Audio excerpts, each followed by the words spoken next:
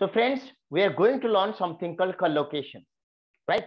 Collocation is the best way to learn English in a very efficient manner.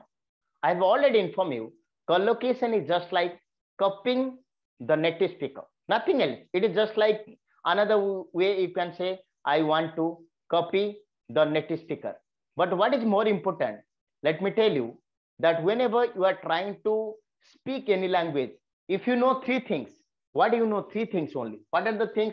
If you know tense and time, if you know little bit of vocabulary, and if you know collocation, you can speak fluently, flawlessly, and you can say confidently.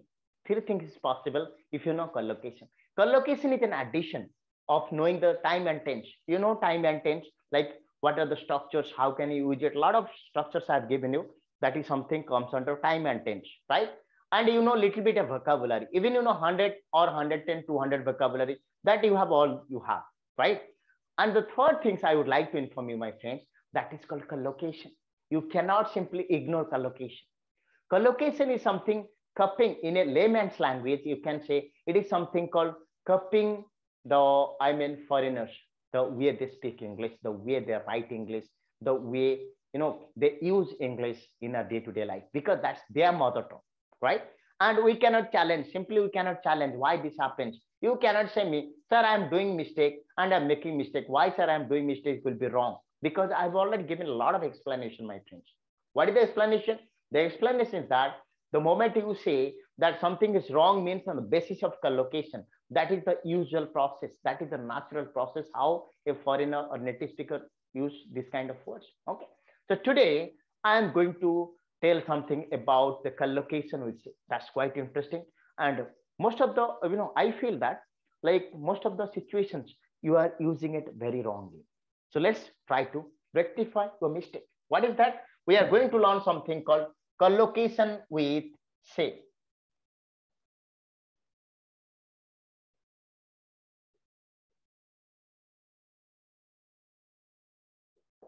So whenever I say collocation with say is a verb, right?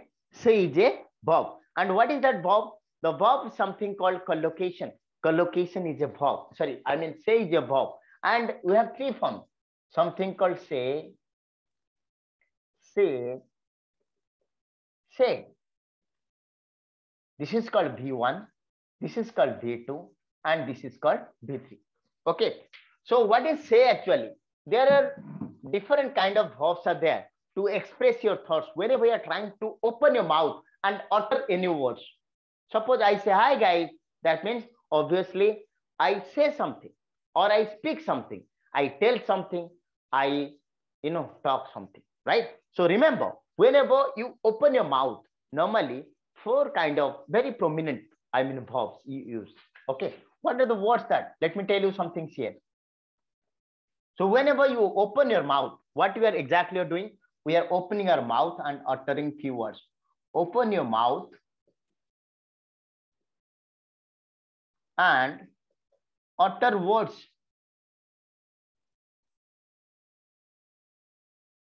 You open your mouth and utter words. You can use four kind of verbs. Basically, a lot of verbs are there, but you can say on an everyday basis, you are using four kind of verbs. What are these? One is called say, other is called speak. The third one you can say talk. And the fourth one you can say tell, right? So say, speak, talk, and tell. These are the four kind of verbs. You can use it whenever you want to speak anything. You utter. Utter means something is coming out. That's called utter. What you utter? That means I'm not able to listen. Utter means something called when some words come out. That's called utter, right? Suppose some words are there here. Once they come out exactly from here, you can listen something. So that is called utter words. Okay. We open your mouth. When I close my mouth, I can make sound. I cannot make sentences.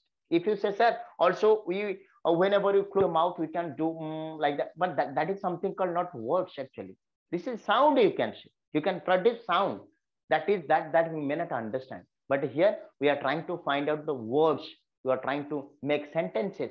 That is not possible whenever you close your mouth. Whenever you close your mouth, yes, possible you can make sound, but you cannot, uh, you know, I mean, very clearly say some things, right?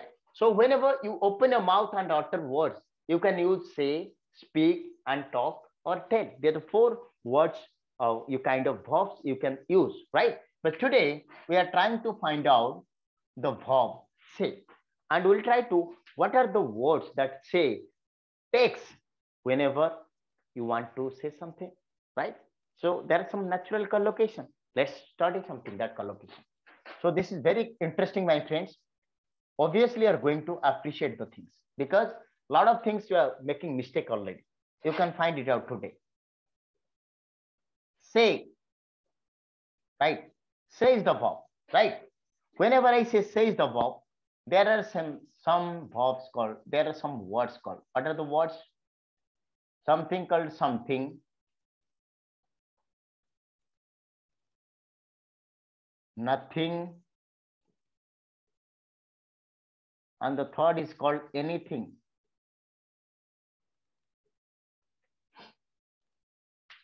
Something, nothing, anything. That's always say. Let me give some example. I can say something.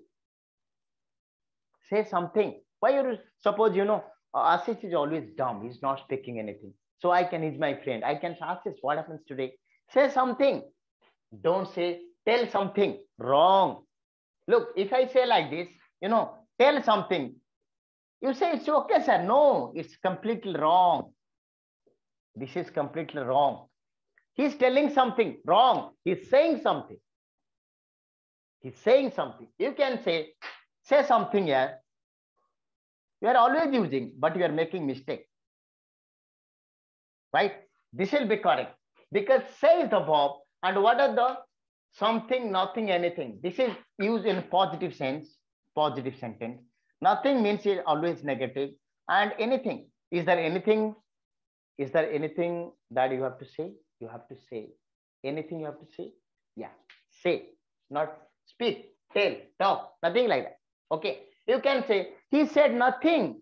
Why you? Yeah, he's always mom here.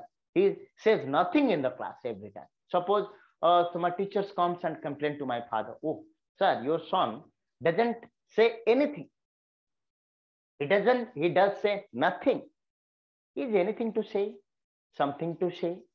Do you have something to say? Anything to say? Right? So what do you mean by that? Whether it is something, nothing, or anything, always use say. Say something here. Okay, fine. Also, sir, say something. What about your career? How did you build such a nice career? So I can say something, not tell something. No, wrong. Talk something, wrong. Speak something, wrong. Say something, right? But you are using, sometimes you say tell something, sometimes you speak something, absolutely wrong.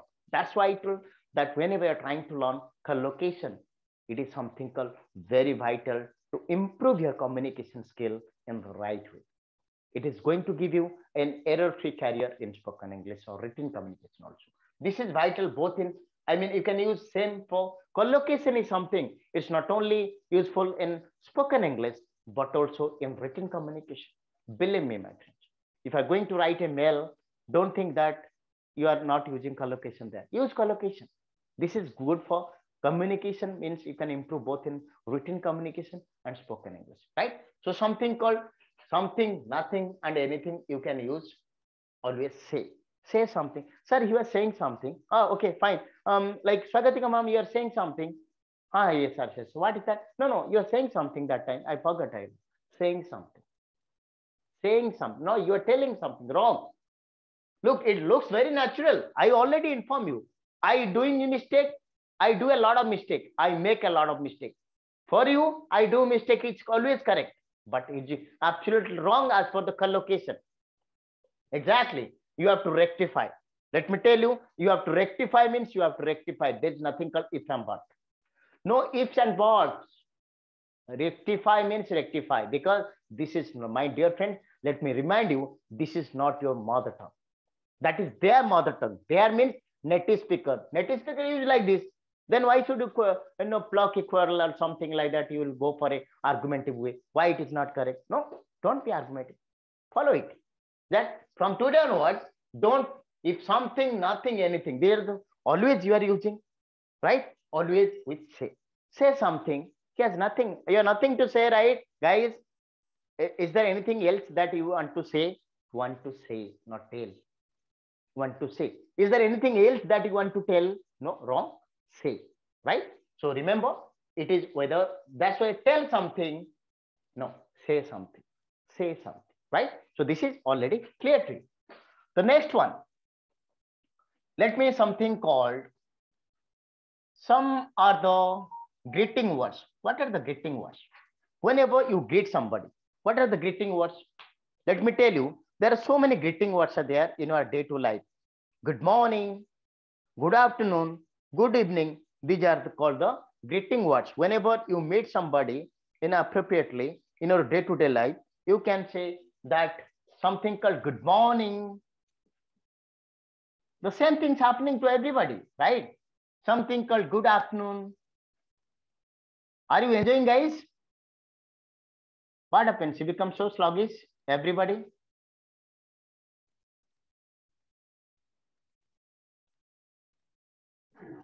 Yes, sir, enjoy. Okay. Good morning, good afternoon, good evening. These are the few words you always use whenever you meet your near and dear ones, your teachers, your senior, your juniors, any stranger, something like that. You always look, how you ask me, sir, good morning, how are you, sir? Like that you ask me. I'm the same as, okay, sir, I'm fine, what about you, ma'am? Like that. Good morning, good afternoon, good. Always you say. How can you say? Because whenever we use good morning, good afternoon, good morning, we don't use any prefix. We always use suffix. Suffix means after this. We say good morning, sir. So sir is goes after good morning, right? It goes. You say, suppose good morning, sir. That means it goes after good morning. So this is called suffix. But before that, you don't use anything. Are you using anything? Never use. You never use like this. Why? Because this is, you have been taught the same way. But today I'm going to, say something that how can you use, using the prefix you can use. Prefix means before that you can use say. How can you use? Let's take it. Let's take the magic.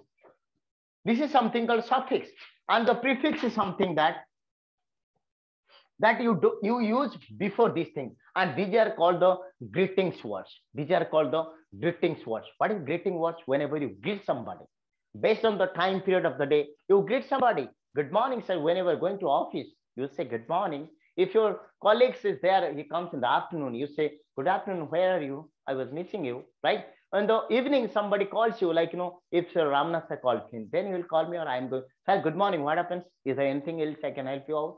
Okay, sir, these are the problems I could not solve it, or that's why I just come for your help. Like you can say, whether it's good morning, good afternoon, good evening, this is something called, you are using the suffix. You are never use the prefix. How can you use prefix? Say, you can say, look, you can say, it's a statement you can make. Guys, whenever you meet, I'm going to give you an advice. You are all school students. You are all school students. So you don't know the difference between good morning, good afternoon, and good evening. So you are the first time I'm going to tell. How can I say? Guys, whenever you meet a person in the morning before 12 o'clock, say good morning. Say good morning. Whenever you are trying to meet a person afternoon or after 12 p.m. up to 5 p.m., say good afternoon. Whenever you're meeting a person after 6 p.m., say good evening. You can say like that. It's a form of advice you can use. Say. Don't say tell. That's exactly I'm trying to highlight. Okay, this is very important. Suppose you can say, like, whenever I meet my friends, I always say, like, good morning today. I always say, not tell, not speak, right? So remember, whenever you want to use the prefix say, you can say, guys, if suppose you are the school students, suppose Muktikan sir is a school students, I want to teach. Muktikan ji, whenever you're trying to meet your seniors in the day, you have to say good morning. Say, not talk, not tell, not speak. You have to say good morning. So that is very important. Remember, good morning, good afternoon, and good evening. That is always called. Okay. So this is something called that, and there is something called parting words. What are parting words? Whenever you are trying to say bye, goodbye, good night. These are parting words. Parting whenever you are trying to go like this. Whenever you are coming close, okay, you always say whether phone or face to face. You say good morning. Are you going to say, sir, good night? Good night means you are looking for the first time. No, good night or goodbye or bye. That is called parting words. Good night, goodbye, or bye. You can see. These are the parting words. And remember, there's a difference between goodbye and bye. Bye means it is a temporary, separation. Temporary. Suppose I'm saying, okay, sir, bye. Bye, sir. That means there's a chance we can meet tomorrow or day after tomorrow, maximum Monday, Tuesday, like that. There's a chance. But whenever you say goodbye, that means there's no chance at all, or the probability is very less. Suppose, today, suppose you are in a different country or even a different, suppose like, Muktikan sir or Shuasin madam is taking class in Delhi, is taking routes, somewhere else. I went there and studied for 4 years, got the required job and everything. It's time to say goodbye. How can I tell? Friends, it has been a pleasure for me to working with you for more than 4 years. So it is time to say goodbye, right? Or you can say, suppose we are doing a party. We all are college students. We are doing a lot of party. So I'm feeling tired right now. So I can say, friends, it is time to say goodbye, or it is time to say good night. I'm leaving. I can say like this, right? So say good night or goodbye. Look, you can say in a different way. You can make it more figurative. Suppose I can say, okay, goodbye. In place of telling that, I can say, it is time to say goodbye. Absolutely. Look, it changes. It changes the meaning. Not changes the meaning. It changes the way you speak. Look, it looks more flowery language. It's called flowery language. Whenever you say, okay, friends, bye. It's a rude way of going. But whenever you want to bring some emotion, whenever you say, friends, it is time to say goodbye. Look, it is a lot of emotions are there. You can feel the emotion, the way I speak. The moment you say goodbye, it's a very rude way of, parting out. Okay, if I say, okay, friends, it's time to say good night to all of you. You feel the feelings is there. You can find it out. The feelings is there. I say, guys, good night. No feelings. No, nothing. No feelings is there. So if you want to bring feelings, always say like this. It is time to say good night to you, my friend. See you tomorrow. Sweet dream. Like that you can say that. So whether you are using that kind of thing, you always say. It is time to say goodbye. It is time to say good night. It is time to say bye to you. Okay. Please take care of you. Tomorrow again we will meet. We'll have a lot of merrymaking, right? So this is something called parting words, and this is called greeting words. And the last one I want to say something called thank you or sorry. There are two different words. They are not actually the same words. Let me put it like this. Thank you whenever somebody does something good to you. I did something good to you. Then you can say thank you, sir. Right? Like, you are not able to move to market and I'm just like a neighbor. You told me, sir, you're going there. Yeah, I'm going there. Can you bring 2 kilos of potato for me? Yeah, of course. Why not? So I just bring, you say thank you. Right? And sorry is just something called apologetic way. When you know that you have made a mistake knowingly or unknowingly, you are coming to, apologizing. It is called apologetic. You always say, sorry, sir, please, sir, sorry. So why you are feeling sorry? Because you really understood your fault. Whenever you are not, so far you see I'm right, you never come for sorry. So sorry comes whenever you really understood, or you have really understand that you have made a fault, or you can say you have already made a mistake or committed a mistake, right? So in these two words, you can use say. How can I give you the example? Let me give you an example. So you can say like, really, I want to say thank you all. I want to say, not tell, not speak, not talk. I really want to say thank you for the splendid work you have done in the platform. So I can say, suppose I can take out Ramnath sir, I can take out Sanjay sir, I can take out Ashok sir. Ashok sir, really it's my pleasure. I want to say thank you for the splendid work you have done for me. Splendid work you have done for me. I want to say thank you. Suppose I am the principal. I am sitting there and you have made a mistake yesterday. Right now, Sanjay is coming inside the, I mean, my chamber. Sir, may I come in? Yes, come in. Sir, today I came here to say sorry. To say sorry. Not sorry, sir. To say sorry. To say sorry. Say sorry. Right? Sir, for what? Sir, I really I made a mistake. I'm sorry. Sir. Then you can say, right?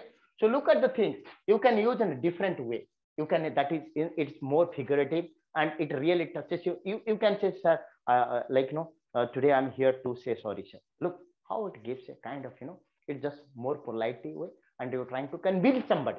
The moment, sorry, sir. What sorry, sir? Everybody is telling and you are telling the same thing. What is the difference? No, always tell like this. Sir, today actually, no, I am here to say sorry for the mistake I have committed. Look, very apologetic. And it is going to give you that much of, something called, it is touching somebody's heart. You'll tell, okay, fine. But the moment, sorry, sir, are you apologizing or you are threatening? I feel it's a threatening. It looks like a threatening. Sorry, sir. What sorry, sir? Say, sir, I'm here to say sorry. Look, that's more apologetic. Okay. So this is all about the things of collocation. Say, said. And this is the things you can use. And a lot of things are there. Again, we'll continue. Today, the weekend class. Tomorrow and day to tomorrow, there will be no regular class. Of course, there will be some classes for you on different topics. All the things will be notified. Okay. So this is all about the